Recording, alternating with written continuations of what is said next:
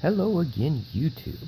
Today, actually I've had this for a while, but I want to do a video on lockpicking. I had this a while ago. I saw it on Amazon. I thought it was really cool because I always had some kind of interest in picking locks, but you know, for beginners you don't have a whole lot to go off of, and you don't know what you're doing right and what you're doing wrong. So I got a transparent lock so you can see exactly what you're doing. And it also came with a nice little set of different lock picks. And I'll be showing you guys exactly what goes on in a lock when you pick it and how you would pick a lock. So obviously the first thing you're going to need is a set of picks or some kind of tools so you can pick the lock. And like all my other videos, down in the description I'll put a link to exactly what I have. I don't think they sell it anymore, but there is an upgraded version, which is really cool. So first up, you're going to need something that looks a little like this. This one's really awesome because both ends have two different sizes. As you can see, this one's thinner than this one. This is what you're going to be using to turn. You're not going to be picking with this one. This one's just going to go inside, and you're going to be using it to turn the cylinder once you actually get all the tumblers in place. So you're going to need one of these, and then you have a choice of which kind of actual pick you're going to use to push the tumblers up. So I really don't care what I'm going to have. Some of them, I'm pretty sure this one is for raking methods. I don't like to do raking methods. I actually like to pick. So any of these will work. So just pick any one. I like to use this one just because the shape of it, it'll go in and it'll push up on a single pin. So I'm going to use that. And because this is see-through, it's really nice because you can see how everything works along with actually what you're doing when you're picking the lock. So you can do it without seeing it on an actual lock. But saying that, this is an actual lock. Like, this is actual metal. I think it's hardened steel, like most of them are. Everything's the same as any other lock. It's just the stuff that they use here, instead of metal or whatever, it's just see-through plastic. So this is a proper lock. But as you can see in here, on the bottom part, you do have the spring, and there's a notch right in here. This part's kind of hard to see because it has this little groove, but in here it has a notch.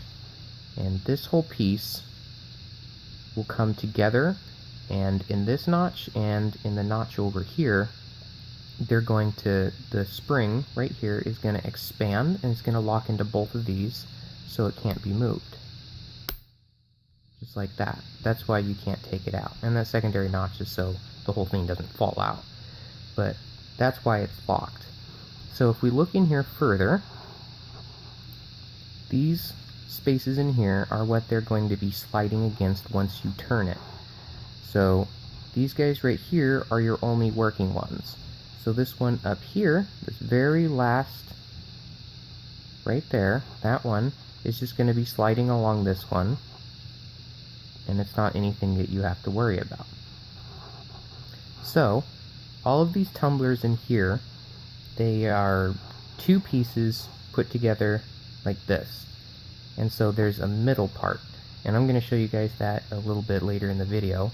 When you get exactly half of it right on this line that's just right above the cylinder and up here where you can actually see it, once it's split in half, then when you turn it, one of the ends that's going to be down here and the other end's going to be up here, once you turn it, they'll separate. Instead of having like one higher up and then it can't turn, that's what's happening right now, because these are all set at different levels. So let me get into that and show you what I'm talking about. Okay, so now you can see, now that I got this up close, that each one of these tumblers has a spring on top that pushes it down and keeps it in place. So if you don't turn it upside down, they all move. So these are all in place at different heights based on the size of the ones on the bottom.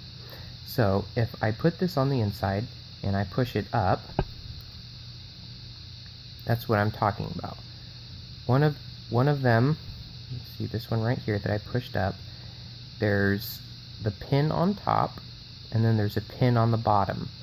And right in the middle of it, that's where they separate, but because of the spring, they're being held together.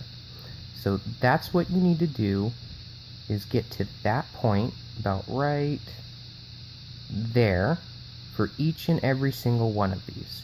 They all need to be at that exact level before you can actually turn the cylinder.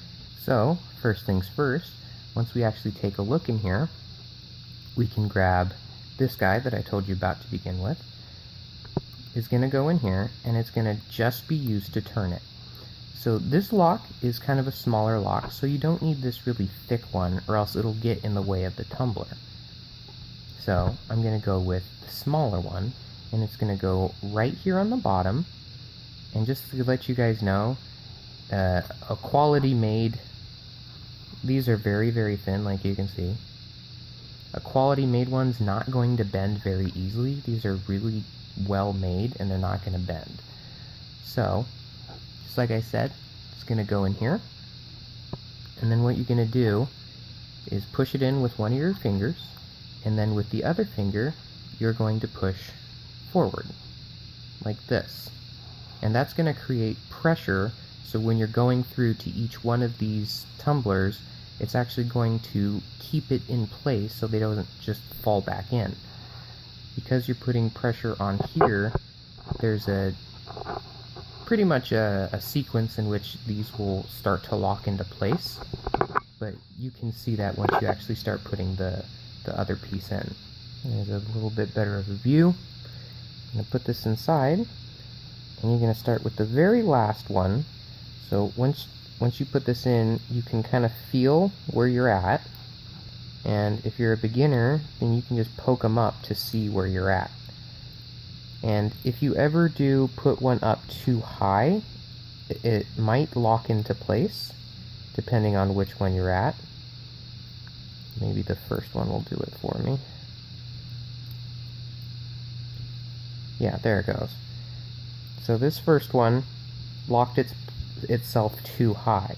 So even if I do get the rest of them even, this first one is going to be too high, and I won't be able to do the rest of them.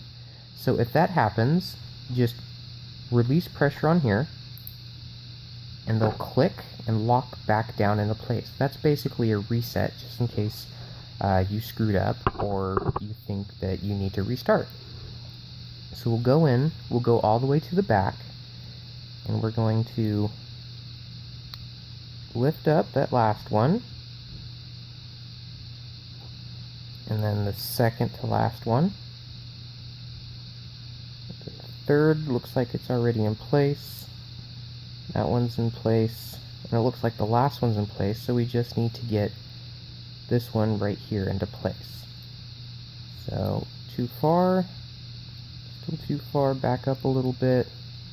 That's the first one, and there. And I'm gonna look on here, and it looks like they're all right in the middle, so we're going to add a little extra pressure, and there it is. That's how you can unlock it. It's going to take a little while to get used to, but this lock actually does come with a set of keys, just in case you want to see what it looks like when you put a key inside. Once you put the key inside, because of all the grooves, they're all going to do the exact same thing that you were just doing with the pick. You're going to put it in there, they're all going to fall into the right grooves, which means they're all going to fall even along that line, and the cylinder is able to turn. So once you actually get the key and put it in here, you're going to see that they all fall perfectly even right in the center, so the cylinder can actually turn. Once the cylinder turns, it's going to push this spring-loaded piece down, and it's going to open up your actual lock. And if you do ever have a key in wrong, you can see exactly what it does. each point there's something that's not falling into place correctly, or something's too high.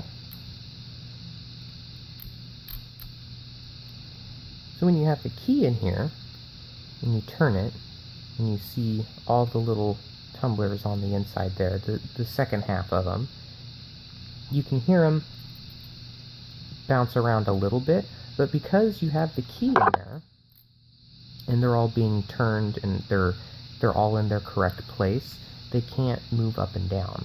So let me get the lockpick in there for a second, and you can actually see them move. Alright, so I got the lockpick in there, and I turned it, and you can actually see they're down now. They're all the way pushed down, and by me doing that, you can see some of them are further down than other ones. So all the ones that are inside the cylinder have different heights compared to the ones up here, which are all equal heights that have the springs attached to them. And you can put them down, and then they fall into place. So there you guys go. It's not that hard to pick a lock, especially if you can look through here and see exactly what you're doing. So have fun lock picking.